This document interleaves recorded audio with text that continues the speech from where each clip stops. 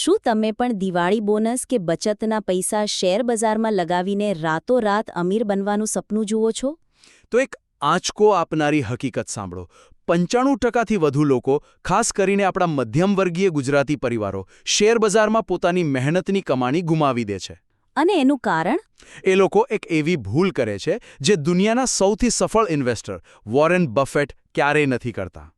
એ ભૂલ શું છે અને તમે એનાથી કેવી રીતે બચી શકો છો તે જાણવા માટે આ ચર્ચા અંત સુધી સાંભળતા રહો. નમસ્કાર મિત્રો, ફાસ્ટ રીડ્સ ગુજરાત ચેનલ પર તમારું સ્વાગત છે. આજે આપણે જે પુસ્તકની વાત કરવાના છીએ એ છે ધ ઇન્ટેલિજન્ટ ઇન્વેસ્ટર. આ કોઈ સામાન્ય પુસ્તક નથી. આને વેલ્યુ ઇન્વેસ્ટિંગનું બાઇબલ કહેવામાં આવે છે. અને એના લેખક છે બેન્જામિન ગ્રેહામ, જેમને ખુદ વોરેન બફેટ પોતાના ગુરુ માને છે. બરાબર. પણ એક વાત સ્પષ્ટ કરવી જરૂરી છે. હા, કે આ પુસ્તક તમને રાતોરાત કરોડપતિ બનાવવાની કોઈ જાદુઈ ટિપ્સ નથી આપતું. એના બદલે તે પૈસા, માઇન્ડસેટ અને જીવનના નિર્ણયો વિશે તમારી વિચારસરણીને એમ કે જડમૂળથી બદલી નાખે છે. બિલકુલ. અને મને તો લાગે છે કે આ પુસ્તક ખાસ આપણા ગુજરાતીઓ માટે જ લખાયું છે. સાચી વાત. આપણે વેપાર અને બચતમાં તો માનીએ છીએ, પણ ઘણીવાર આપણા પૈસા ક્યાં પડ્યા રહે છે?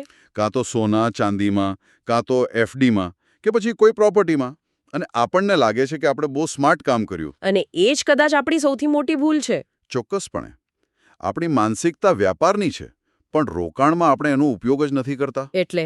એટલે આપણે સોનું ખરીદતી વખતે એ નથી વિચારતા કે સોનાનો બિઝનેસ શું છે, એ શું કમાણી પેદા કરે છે. કંઈ નહીં. કંઈ જ નહીં. અને એફડીમાં પૈસા મૂકવા સલામત લાગે છે, પણ વિચારો, જો 6% મોંઘવારી હોય અને તમને 5% વ્યાજ મળતું હોય, તો તમે દર વર્ષે 1%નું નુકસાન કરી રહ્યા છો. બરાબર.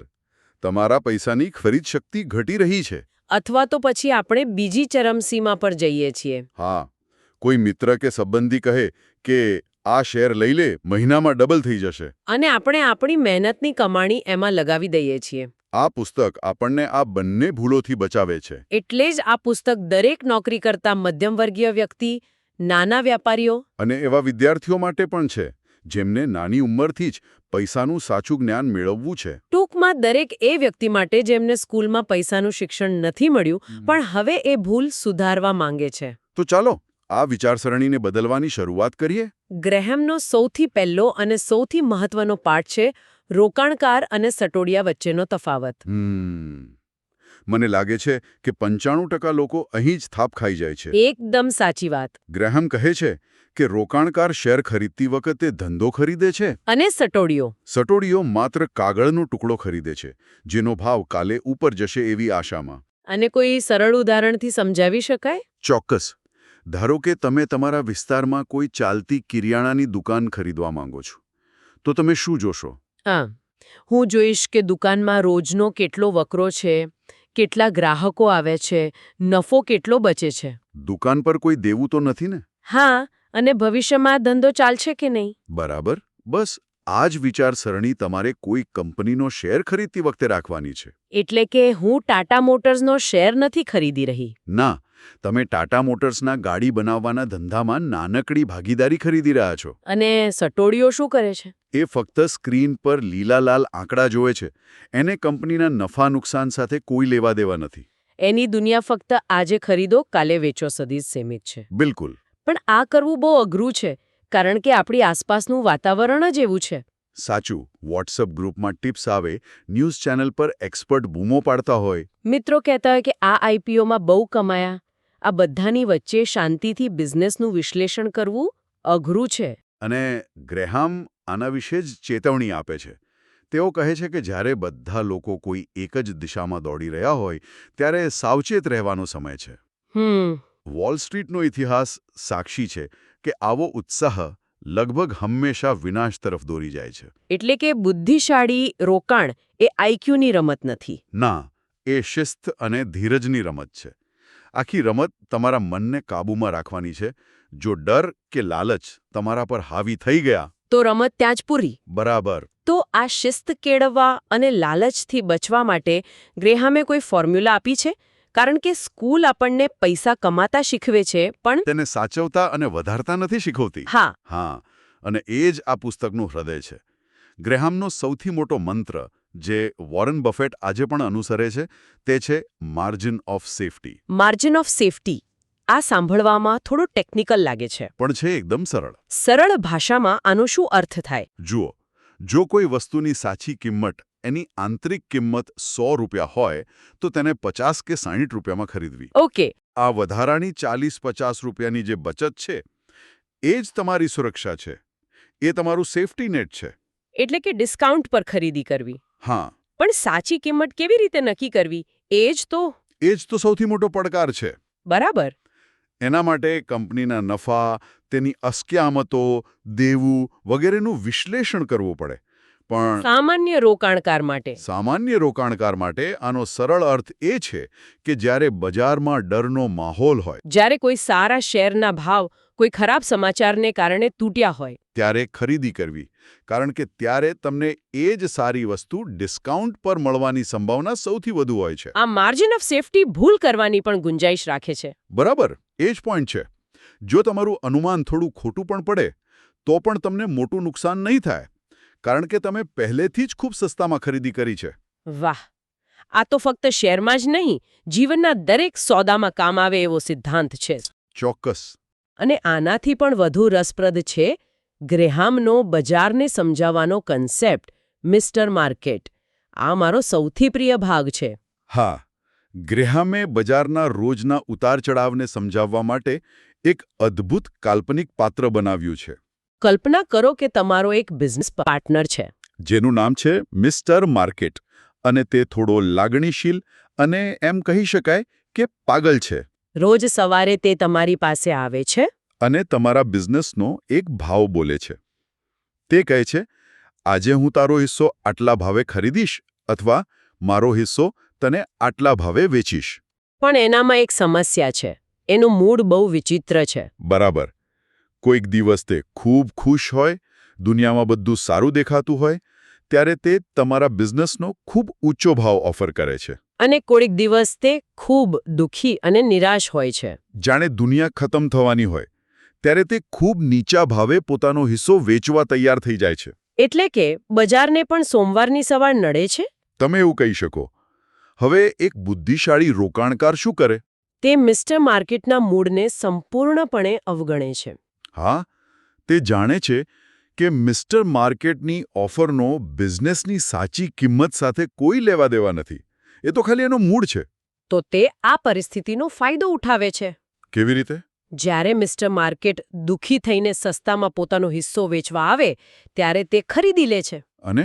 અને જ્યારે તે પાગલપણામાં આવીને ખૂબ ઊંચા ભાવ આપે ત્યારે તે પોતાનો હિસ્સો તેને વેચી દે છે. બરાબર. યાદ છે આપણે શરૂઆતમાં વાત કરી હતી કે લોકો ટોચ પર ખરીદે છે અને નીચે વેચે છે? હા, આ મિસ્ટર માર્કેટ જ એમની પાસે એ ભૂલ કરાવે છે. એકદમ. આનો અર્થ એ છે કે બજાર તમારો માલિક નથી. તમારો ગુલામ છે. તમારે તેની સેવાનો ઉપયોગ કરવાનો છે. તેનાથી પ્રભાવિત નથી થવાનું. જ્યારે બજાર ઘટે ત્યારે ડરવાની જગ્યાએ તેને એક તક તરીકે જુઓ. અને જ્યારે બજાર ખૂબ વધી જાય ત્યારે લાલચમાં આવવાની જગ્યાએ સાવચેત રહો. મારા પોતાના પરિવારમાં મેં જોયું છે કે જ્યારે બજાર 5% ઘટે છે ત્યારે ઘરમાં એવી ચિંતાનો માહોલ હોય છે જાણે કોઈ મોટી આફત આવી ગઈ હોય. આ મિસ્ટર માર્કેટનો ડર આપણામાં કેટલો ઊંડો ઉતરી ગયો છે. અને આ જ વાત આપણને પુસ્તકના છુપાયેલા પાઠ તરફ લઈ જાય છે. સાચી વાત. સર આઇઝેક ન્યૂટન, જે ઇતિહાસના મહાન વૈજ્ઞાનિકોમાંના એક છે, તેમણે પણ શેર બજારમાં પોતાની આખી સંપત્તિ ગુમાવી દીધી હતી. શું વાત કરો છો? જે માણસે ગુરુત્વાકર્ષણનો નિયમ શોધ્યો એ પણ પૈસા ગુમાવી બેઠા? હા. અને જ્યારે તેમને પૂછવામાં આવ્યું કે આવું કેમ થયું, ત્યારે તેમણે કહ્યું, હું ગ્રહોની ગતિની ગણતરી કરી શકું છું, પણ લોકોના ગાણપણની નહીં. કારણ શું હતો? તેમણે શરૂઆતમાં નફો કર્યો, પછી બજાર વધુ વધ્યું એટલે લાલચમાં આવીને પોતાની બધી સંપત્તિ લગાવી દીધી. અને પછી બજાર ક્રેશ થઈ ગયું. તેમણે પોતાની ભાવનાઓ પર કાબૂ ગુમાવી દીધો હતો. આ સાબિત કરે છે કે સફળ રોકાણ માટે મગજ કરતાં સ્વભાવ વધુ મહત્વનો છે. એટલે જ વોરન બફેટનો એ નિયમ છે. કયો? જ્યારે બીજા લોકો લાલચુ બની રહ્યા હોય ત્યારે તમે ડરો, અને જ્યારે બીજા લોકો ડરી રહ્યા હોય ત્યારે તમે લાલચુ બનો. પણ આ કરવું સહેલું નથી.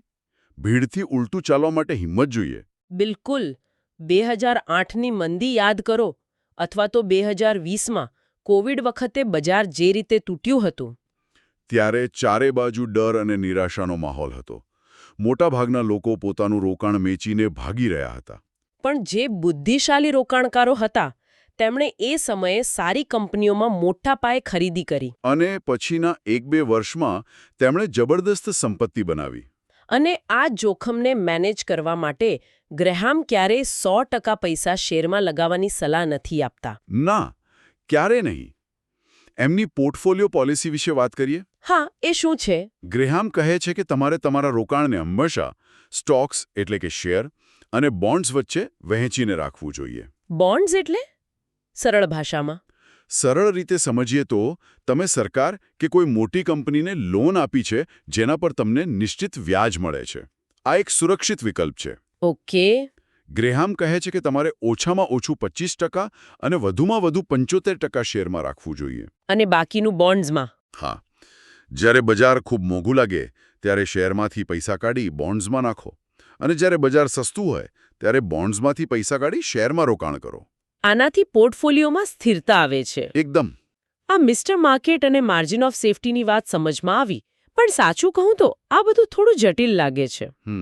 મારા જેવા સામાન્ય નોકરિયાત માણસ માટે જેની પાસે રોજ કંપનીઓનું વિશ્લેષણ કરવાનો સમય નથી, તેના માટે પહેલું નક્કર પગલું શું હોવું જોઈએ? સૌથી પહેલું અને સૌથી સરળ પગલું રોજે રોજ શેરના ભાવ જોવાનું બંધ કરો. ઓહ. યાદ રાખો, તમે ધંધાના માલિક છો, ટ્રેડર નહીં. તમે કોઈ દુકાન ખરીદો તો શું રોજે રોજેનો ભાવ પૂછવા જાઓ છો? ના, બિલકુલ નહીં. હું તેના નફા પર ધ્યાન કેન્દ્રિત કરું છું. બસ એ જ રીતે વર્ષમાં 1-2 વાર તમારી કંપનીના પરિણામો જુઓ. રોજ ભાવ જોઈને ચિંતા ન કરો. ઠીક છે, આ તો કરી શકાય. અને બીજું પગલું?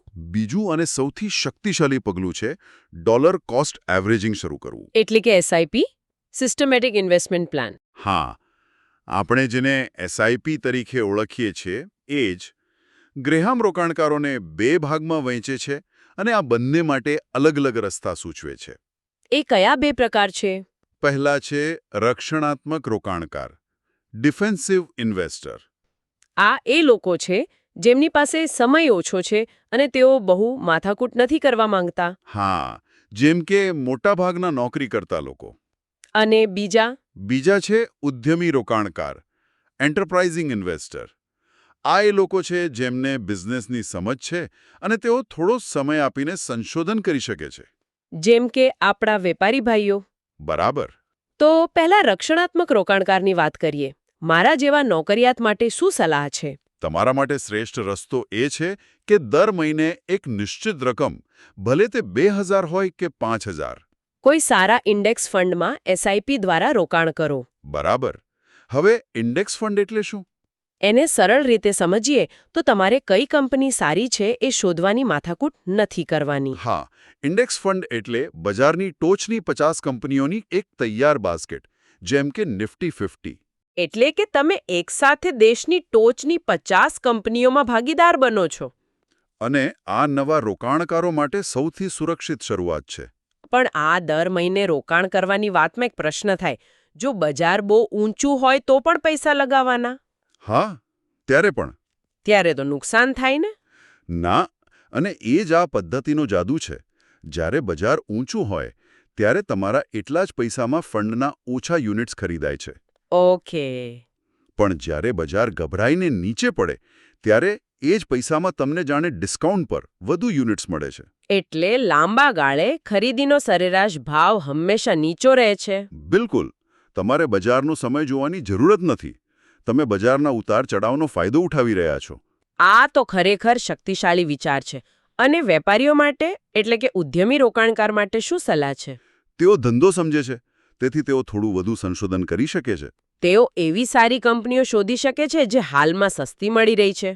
હા, કોઈ અસ્થાયી કારણોસર બજારમાં સસ્તી મળી રહી છે, પણ તેમનો ધંધો લાંબા ગાળે માટે મજબૂત છે. કોઈ ઉદાહરણ? જેમ કે કોઈ સારી કંપનીના કોઈ એક ક્વાર્ટરના પરિણામ ખરાબ આવ્યા અને શેરનો ભાવ તૂટી ગયો. ત્યારે તેઓ માર્જિન ઓફ સેફટીનો સિદ્ધાંત લાગુ કરીને એમાં રોકાણ કરી શકે છે. અને વધુ વળતર મેળવી શકે છે. એટલે કે મહત્વની વાત એ છે કે શરૂઆત કરવી. નાના પગલાં પણ મોટી અસર કરી શકે છે. ચોક્કસ. દર મહિને ફક્ત 2000 રૂપિયાનું રોકાણ પણ જો શિસ્ત અને સાતત્ય સાથે કરવામાં આવે તો ચક્રવૃદ્ધિ વ્યાજની શક્તિ તેને લાખોમાં ફેરવી શકે છે. બિલકુલ. આલ્બર્ટ આઇન્સ્ટાઈને ચક્રવૃદ્ધિ વ્યાજને દુનિયાની 8મી અજાયબી કહી હતી. સમય અને શિસ્ત એ સામાન્ય માણસના સૌથી મોટા હથિયાર છે. એકદમ. તો મિત્રો, આજે આપણે બેન્જામિન ગ્રેહામના પુસ્તક ધ ઇન્ટેલિજન્ટ ઇન્વેસ્ટરમાંથી શીખ્યા કે સાચું રોકાણ મગજથી નહીં પણ સ્વભાવ અને શિસ્તથી થાય છે. હા, આ ગણિતનો વિષય ઓછો અને મનોવિજ્ઞાનનો વિષય વધુ છે. આપણે રોકાણ અને સટ્ટા વચ્ચેનો મૂળભૂત ભેદ સમજો. માર્જિન ઓફ સેફટી રૂપી સુરક્ષા કવચનું મહત્વ જાણ્યું. અને મિસ્ટર માર્કેટ જેવા બજારના ગાણપણનો ફાયદો કેવી રીતે ઉઠાવવો તે પણ શીખ્યા. ચાલો આજના 4 મુખ્ય અને શક્તિશાળી શીખને ફરી યાદ કરી લઈએ. પહેલું, શેર નહીં, ધંધો ખરીદો. તમે કોઈ કંપનીમાં પૈસા લગાવો ત્યારે હંમેશા તેના માલિકની જેમ વિચારો, ટ્રેડરની જેમ નહીં. બીજું, બજાર તમારો ગુલામ છે, માલિક નહીં. મિસ્ટર માર્કેટના મૂળ સ્વિંગનો ફાયદો ઉઠાવો, તેનાથી ડરીને કે લલચાઈને નિર્ણય ક્યારેય ન લો. બજાર જ્યારે ડરેલું હોય ત્યારે ખરીદીની તક શોધો. ત્રીજું, સુરક્ષા પહેલા, નફો પછી. હંમેશા માર્જિન ઓફ સેફટી રાખીને ખરીદી કરો. એટલે કે કોઈ વસ્તુની કિંમત કરતાં ઓછા ભાવે ખરીદવાનો આગ્રહ રાખો. આ તમને મોટા નુકસાનથી બચાવશે. અને ચોથું અને સૌથી મહત્વનું, ધીરજ એ જ સંપત્તિ છે. લાંબા ગાળા માટે રોકાણ કરો. રાતોરાત અમીર બનવાની યોજનાઓ લગભગ હંમેશા ખતરનાક હોય છે. સાચી સંપત્તિ સમય, શિસ્ત અને ધીરજથી જ બને છે. એકદમ સાચી વાત. જો તમને આ સમરી ઉપયોગી લાગી હોય અને તમે તમારા પૈસા વિશેની વિચારસરણીને વધુ મજબૂત બનાવવા માંગતા હો તો અમારી ફાસ્ટ રીડ્સ ગુજરાત ચેનલને સબસ્ક્રાઇબ કરવાનું ભૂલશો નહીં. મિત્રો, ઇન્ટેલિજન્ટ ઇન્વેસ્ટર બનવા માટે તમારે 99% મહેનત કરવી પડે છે. પરંતુ તમને જાણીને નવાઈ લાગશે કે ઘણીવાર બહુ હોશિયાર લોકો માર્કેટમાં નિષ્ફળ જાય છે અને આળસુ દેખાતા લોકો કમાઈ જાય છે. આ વિરોધાભાસ પાછળનું સાયકોલોજીકલ કારણ મેં આ બીજા વિડીયોમાં સમજાવ્યું છે. ચોક્કસ જોજો, હોશ ઉડી જશે. તો મળીએ આ બીજા વિડીયોમાં. ફાસ્ટ રીચ ગુજરાત પર દરેક વિડીયો પાછળ એક જ ગોલ છે, તમારી થિંકિંગને નેક્સ્ટ લેવલ પર લઈ જવી. જો તમને આ વિડીયોમાંથી વેલ્યુ મળી હોય તો એને શેર કરીને નોલેજ આગળ વધારજો. ફાસ્ટ રીચ ગુજરાત સાથે જોડાયેલા રહેવા બદલ ધન્યવાદ.